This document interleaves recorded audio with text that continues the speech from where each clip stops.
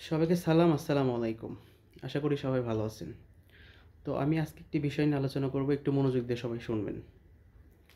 তো আমার হাতে এখানে ২ টি ওষুধ দেখতে পাচ্ছেন। একটির নাম আমি বলে দিচ্ছি। একটি হচ্ছে টিনো আর একটি হচ্ছে ওমিলক 20। এটা হচ্ছে টিনো 50 মিলিগ্রাম আর এটা হচ্ছে যে ওমিলক 20। এটা হচ্ছে কুমুদিনী ফার্মা লিমিটেড আর এটা হচ্ছে ডেল্টা কোম্পানির ওষুধ আর কি। তো আজকে আমি যখন এই ওষুধ দুটি কিনতে গিয়েছিলাম, তো যাওয়ার পর আমি যে ওষুধ বিক্রেতা রয়েছিল সেই দোকানে আমি তাকে জিজ্ঞেস করলাম যে আসলে মূলত আমি গেছিলাম হচ্ছে পেটে মানে ব্যথার ওষুধের জন্য, আমার ওয়াইফের জন্য। তো এই ২টা ওষুধ আমাকে দিল। তো দেওয়ার পর আমি তাকে ১০০ টাকার নোট দিই। তো আমি জিজ্ঞেস করলাম কত?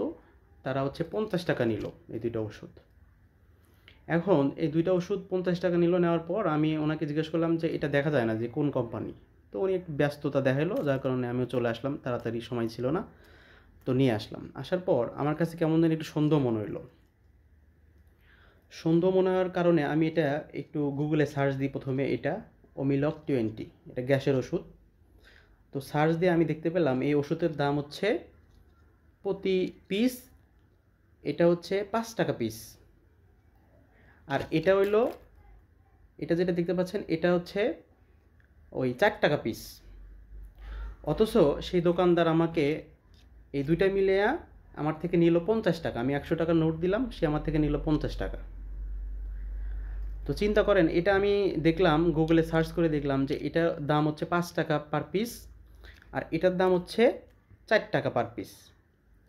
তাহলে যদি এই হিসাব করি আমি, তাহলে এটার দাম কত? এটার দাম হচ্ছে, ৩টার দাম ১২ টাকা আর এটার দাম ১০ টাকা, তাহলে ২২ টাকা। তাইলে ২২ টাকা যদি আমার কাছে সে বিক্রি করে, তার মধ্যে কিন্তু এখানে তাদের লাভটা কিন্তু তারা পাবে। এখন প্রশ্ন হলো, তারা আমার থেকে নিল ৫০ টাকা। তো শুধুমাত্র আমার সন্দেহর কারণে আমি আসলে আমাকে যখন এই কোম্পানির নামটা বলল না, তখন আমি এটা গুগলে সার্চ করে দেখলাম।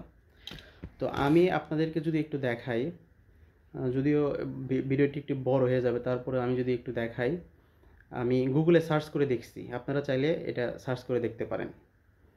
আমি গুগলে এখানে ওষুধের নাম লিখলাম পার পিস, টিনো ট্যাবলেট। এখানে দেখা যায় কিনা জানি না, এখানে একটু আপনারা সার্চ করে দেখবেন। ৪০ টাকা, তার মানে ১০টা ট্যাবলেট থাকে, ৪ টাকা পিস, ৪০ টাকা। আর এটা হচ্ছে ৫০ টাকা, ১০টা ট্যাবলেট থাকে।